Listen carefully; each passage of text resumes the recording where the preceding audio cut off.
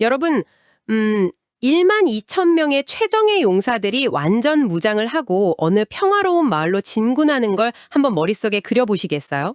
상상만 해도 규모가 엄청나고 좀 무시무시하네요. 그렇죠. 근데 이들이 적국을 침략하러 가는 게 아닙니다.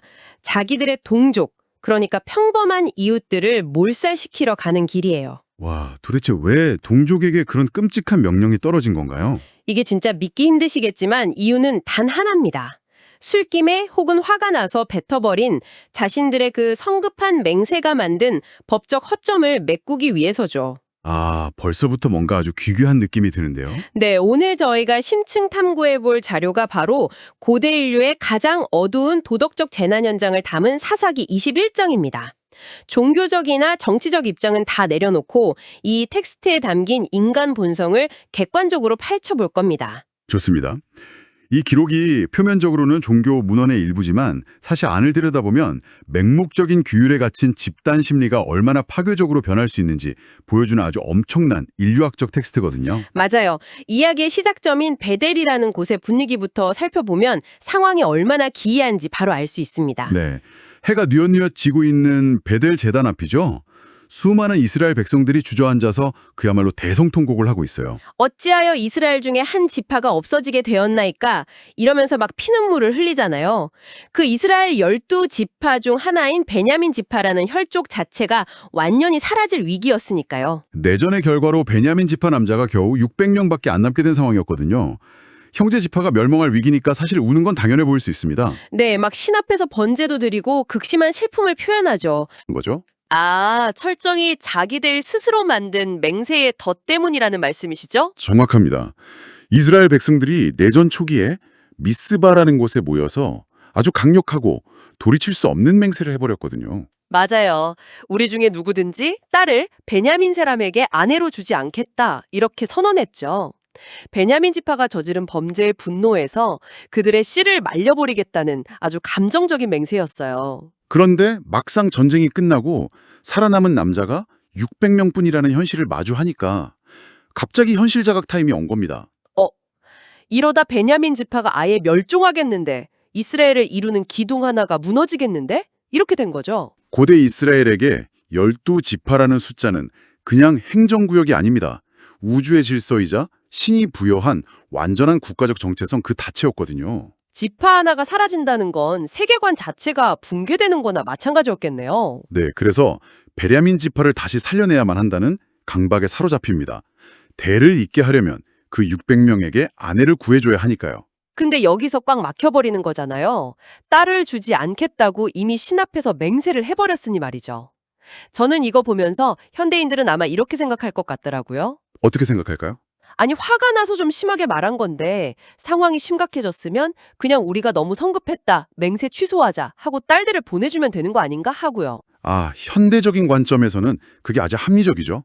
하지만 고대 텍스트를 보면 그들에게 맹세를 취소한다는 옵션은 아예 존재하지 않습니다. 아예 없군요. 네, 고대 사회에서 신의 이름을 걸고 한 맹세는 단순한 약속이 아니에요. 입 밖으로 내뱉는 즉시 물리적인 힘을 갖는 절대적인 법칙이 됩니다. 아, 맹세를 어기면 신의 저주가 쏟아질 거라는 두려움이 엄청났겠네요. 맞습니다. 신의 끔찍한 저주와 파멸을 자발적으로 동의했다는 뜻이거든요. 그러니까 이건 단순한 위약금이 아니라 스스로 목에 칼을 들이대고 있는 거나 마찬가지군요. 마치 한번 작동시키면 절대 취소 버튼을 누를 수 없는 자폭장치 같아요. 오, 자폭장치. 그 비유가 이 상황의 딜레마를 아주 정확히 설명해 줍니다. 타이머는 이미 돌아가고 있고 장치를 끌 수는 없어요. 분노에 차서 미스바에서 그 버튼을 꾹 눌러버렸고 베냐민 사람에게 딸을 주는 순간 저주폭탄이 터지는 거잖아요. 네. 그래서 그들이 할 수 있는 유일한 선택은 그 폭탄이 터질 때 자신들이 아닌 다른 누군가가 대신 폭발을 막게 방향을 돌리는 것뿐이었습니다. 아, 그래서 베델에서 그렇게 울고불고 하다가 갑자기 차갑고 기괴한 법적 논리를 가동하기 시작한 거군요. 스스로 만든 덫에 갇혀서 정상적인 방법이 없으니까요. 맞습니다. 이스라엘 총회는 과거에 또 다른 맹세를 끌어옵니다. 그 미스바에 모였을 때 맹세를 하나 더 했었거든요. 아, 기억나요. 이 총회에 참석하지 않은 자는 반드시 죽일 것이다. 이거였죠. 네, 일종의 군대식 동원령에 대한 맹세였죠. 그래서 그들은 베냐민 지파를 살리면서도 자기 딸은 주지 않을 방법, 즉 희생양을 찾기 위해 출석부를 뒤지기 시작합니다. 와. 그리고 인원 체크 결과로 야베스 길르앗이라는 지역 주민들이 단 한 명도 총회에 오지 않았다는 걸 발견하잖아요. 여러분, 제가 오프닝에서 최정예 용사들이 진군한다고 했었죠. 바로 이 대목입니다. 이스라엘 총회가 그 용사들을 야베스 길르앗으로 보내면서 끔찍한 명령을 내리죠. 네, 가서 야베스 길르앗의 남녀노소 어린아이까지 모조리 진멸해라. 오직 남자를 알지 못하는 처녀들만 살려두어라. 이렇게요. 그래서 처녀 400명을 전리품처럼 납치해서 실로 진영으로 끌고 오고 그 여자들을 남은 베냐민 남자들에게 아내로 던져줍니다. 솔직히 저는 이 부분에서 도저히 머리가 안 돌아가더라고요. 멘탈이 나간달까요? 아니 방금 전까지 형제 집화 생명 끊어진다고 엉어 울던 사람들이잖아요. 그렇죠. 엄청나게 슬퍼했죠. 생명의 소중함을 부르짖던 사람들이 정작 문제 해결한답시고 다른 말 무고한 아이들과 부녀자들을 학살하는 게 도대체 말이 됩니까? 이건 완벽한 인지부조 아닌가요? 현대의 인권 개념이나 생명 존엄성이라는 렌즈로 보면 이건 완벽한 모순이자 미친 짓이죠. 하지만 고대 사회의 율법주의적 세계관 속으로 들어가 보면 이 행동이 소름 끼칠 정도로 논리적입니다. 논리적이라고요? 이 학살이요? 네, 그들의 3단 논법은 이렇습니다. 첫째, 총회에 안 온 자는 죽이기로 맹세했다. 둘째, 야베스 길르앗이 안 왔다. 셋째, 그들을 죽여서 두 번째 맹세를 지키고 처녀들을 뺏어다 주면 우리가 자발적으로 딸을 준 게 아니니까 첫 번째 맹세도 지킨 것이다. 와, 진짜 기가 막히네요. 그러니까 이들은 자기들의 도덕적, 법적 순결함은 완벽하게 지켰다고 자위하고 있었겠네요. 맞습니다. 목적을 위해 무고한 사람들을 쓸어버려 놓고는 우리는 여호와 앞에서의 맹세를 두 개 다 완벽히 지켰다며 안도했을 겁니다. 법의 조문에만 집착하는 집단 심리가 진짜 얼마나 잔혹한 괴물이 될 수 있는지 보여주는 극단적인 사례네요. 하지만 여기서 끝이 아닙니다. 그들의 그 잔혹한 수학적 계산마저도 완벽하지 않았거든요. 남자는 600명이잖아요.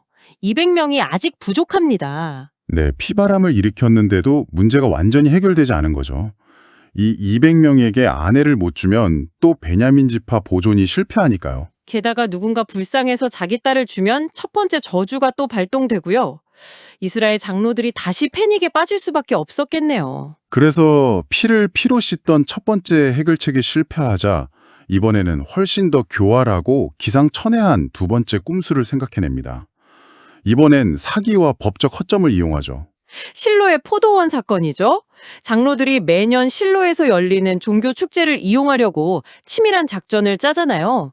베냐민 남자 200명한테 은밀히 지시를 내리고요. 네, 실로에 가서 포도원에 숨어 있다가 춤추러 나오는 여자들을 납치해서 아내로 삼고 도망치라고 명령합니다. 아니 한 국가의 지도자라는 사람들이 백주대낮 집단 납치극을 기획하고 사주한 거잖아요. 흥미로운 건 이 범죄 자체보다 범죄 이후의 상황을 수습하기 위해 장로들이 준비한 법적 방어 논리입니다. 피해자 가족들이 분노해서 올 걸 알고 변론을 다 준비해뒀거든요. 아, 이 방어 논리가 진짜 혈압 오르게 합니다. 피해자 가족들한테 이렇게 말하겠다고 하죠. 우리가 전쟁 중에 아내를 충분히 못 구해줘서 이러는 거니 좀 너그럽게 넘어가 달라. 그리고 가장 핵심적인 궤변이 이어지죠. 네, 너희가 자발적으로 딸을 준 게 아니지 않냐? 베냐민 남자들이 강제로 뺏어간 거니까 너희는 맹세 어긴 죄가 전혀 없다. 저주받을 일 없으니 안심해라. 이렇게요. 맞습니다. 저는 이걸 읽으면서 억장이 무너진 피해자 앞에서 법전 들이밀면서 궤변 늘어놓는 현대 악덕 변호사들이 딱 떠오르더라고요. 오, 어떤 면에서 그렇게 느끼셨나요? 납치해가는 걸 물리적으로 못 막았을 뿐이니 위약금 발생 사유가 아닙니다. 완전 이 논리잖아요. 그 악독 변호사 비유가 정말 날카롭네요. 이게 바로 법의 정신은 완전히 죽어버리고 법의 조문만 껍데기로 남았을 때 나타나는 가장 기형적인 사회의 모습입니다. 법의 원래 목적은 공동체 정의를 세우고 약자를 보호하는 건데 말이죠. 그렇죠. 맹세를 하는 이유도 정의와 진실함을 유지하기 위함인데 그들은 딸을 주지 않겠다는 문자적인 조항 하나에 매몰돼서 강제 혼인과 납치를 제도적으로 합법화해버린 겁니다.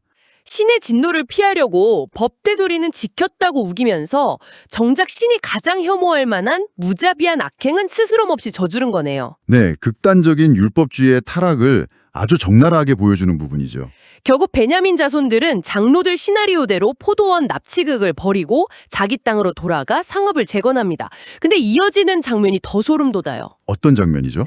이스라엘의 다른 자손들도 다 각자 짐 챙겨서 자기 집파 자기 집으로 쿨하게 흩어져 돌아가 버려요. 무고한 마을 학살하고 수백 명 납치했는데 마치 문제 다 해결됐네? 퇴근합시다. 이런 태도잖아요. 표면적으로는 미션 완료니까요. 베냐민 지파 멸종 막았고 자기들 맹세도 않겠으니까 그들의 좁은 시야에서는 그게 최선의 합리적인 해결이었을 겁니다. 아, 정말 어이가 없네요. 하지만 사사기 기록자는 이 모든 끔찍한 사건 끝에 시대를 꿰뚫는 아주 서늘하고 날카로운 평가를 딱 한 줄 남깁니다. 네, 사사기 마지막을 장식하는 21장 25절이죠. 그때에 이스라엘의 왕이 없으므로 사람이 각각 그 소견에 옳은 대로 행하였더라. 이 한 문장이 비극의 근원을 다 설명해 줍니다. 왕이 없다는 건 단순히 통치자 부재를 뜻하는 게 아니에요.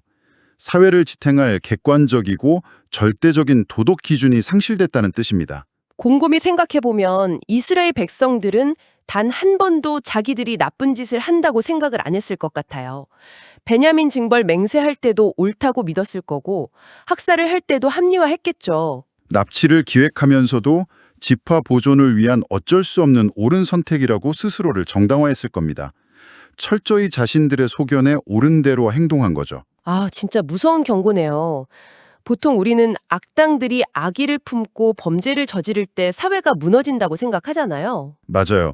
하지만 도덕적 기준이 상실된 사회에서는 역설적이게도 모두가 각자의 좁은 시야 속에서 나름대로의 정의를 시연하려고 발버둥 킬 때 오히려 지옥이 펼쳐집니다. 아, 각자의 정의가 충돌하면서요. 네, 절대적인 기준이 없으면 결국 강자가 약자를 유린하고 법의 허점을 아는 다수가 소수를 착취하는 폭력이 정당화된다는 걸 텍스트가 고발하는 겁니다. 여러분, 이제 이 수천 년 전 텍스트에서 눈을 돌려서 우리가 사는 현대사회, 우리의 일상을 한번 돌아볼까요?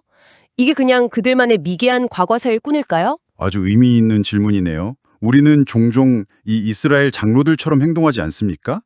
내가 한 이기적인 행동이나 잘못된 선택을 정당화하려고 나만의 야베스 길르앗이나 포도원 꼼수를 만들고 있진 않나요? 기술적으로는 불법이 아니다. 원칙적으로 틀린 말을 한 거 없지 않냐. 이런 식으로 항변하는 경우가 참 많죠. 네, 그러면서 그 이면에서 누군가의 존엄성을 짓밟고 상처 주는 걸 당연하게 여기고 있지는 않는지 돌아봐야 합니다. 내 눈에 옳아 보이는 대로 내 감정대로만 판단하는 게 진짜 자유일까요? 아니면 이스라엘이 겪은 또 다른 파국의 시작일까요? 정말 깊이 고민해봐야 할 문제네요. 그리고 마지막으로 이런 생각이 듭니다. 우리 사회를 진짜 위협하는 건 대놓고 법 무시하는 무법자가 아닐지도 몰라요. 그럼 어떤 사람들이 위협적일까요? 오히려 사사기의 이스라엘 백성들처럼 자신들만의 망가진 규칙에 광적으로 집착하면서 기술적으로는 법을 지켰다며 어떤 끔찍한 일도 합리화해내는 방향성을 잃은 규율주의자들이 아닐까요? 도덕적 나침반이 고장난 상태에서 법의 텍스트만 남은 사회의 끝이 과연 어디일지 여러분도 한 번쯤 상상해 보시기 바랍니다. 아주 묵직한 화두네요. 오늘 저희가 준비한 심층 탐구는 여기까지입니다. 이 서늘한 질문이 여러분의 생각에 작은 파장을 일으켰기를 바랍니다. 함께해 주셔서 감사합니다. 다음 시간에 뵙겠습니다.